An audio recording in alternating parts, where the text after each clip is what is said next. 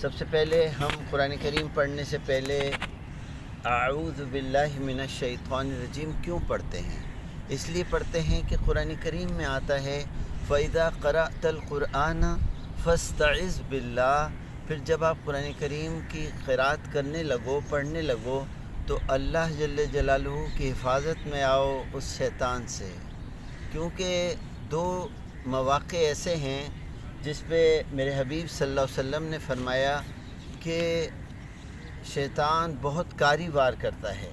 جب انسان قرآن کریم کو سیکھنے لگتا ہے یا پڑھتا ہے، اور یا پھر دو میاں بیوی جب آپس میں جھگڑ رہے ہوں تو وہ ایسا حملہ کرتا ہے کہ کسی طرح جدائی ہو جائے، تو ہم اس سے چوکنا رہیں اور اللہ پاک ہمیں محفوظ رکھیں۔ آمین۔ اعوذ باللہ من الشیطان الرجیم، بسم اللہ الرحمن الرحیم، قل هو اللہ احد اللہ الصمد لم یلد ولم یولد ولم یکن لہ کفوا احد۔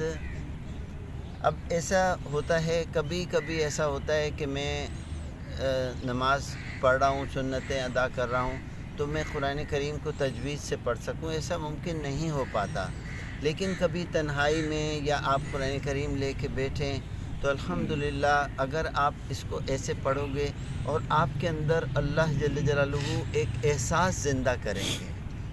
اب آپ دیکھیں، قل هو اللہ احد اللہ الصمد لم یلد ولم یولد ولم یکن لہ کفوا احد۔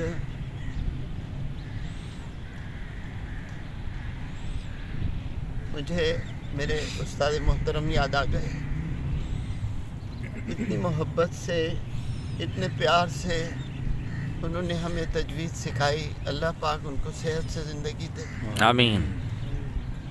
دعا کر لیتے ہیں کہ میرے رب کریم، جیسے کہ آپ نے قرآن کریم میں فرمایا فَقْرَؤُوا مَا تَيَسَّرَ مِنَ الْقُرْآنِ، جتنا آسانی سے ہو سکے اتنا قرآن کریم پڑھ لیا کرو۔ آمین۔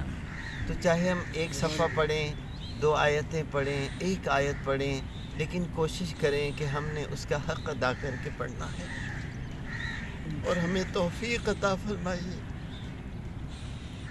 کہ ہم ایسا کر سکیں، کیونکہ توفیق کے بغیر کچھ ملتا نہیں ہے۔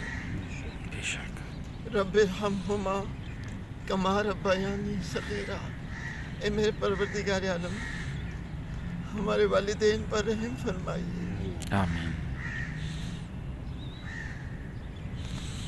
میرے رب کریم، ہمارے گھروں میں اگر کوئی محتاجی کی زندگی میں ہے تو آپ سے دعا ہے، یا حی یا قیوم، آپ سے دعا ہے، آپ سے استدعا ہے کہ اس کو مکمل صحت عطا فرما دیجیے۔ آمین۔ اور ہمارے گھروں میں اگر کوئی بزرگ ہے تو ہمیں توفیق عطا فرمائیے کہ ہم اس کے اوپر شفقت کا ہاتھ رکھ سکیں۔ آمین۔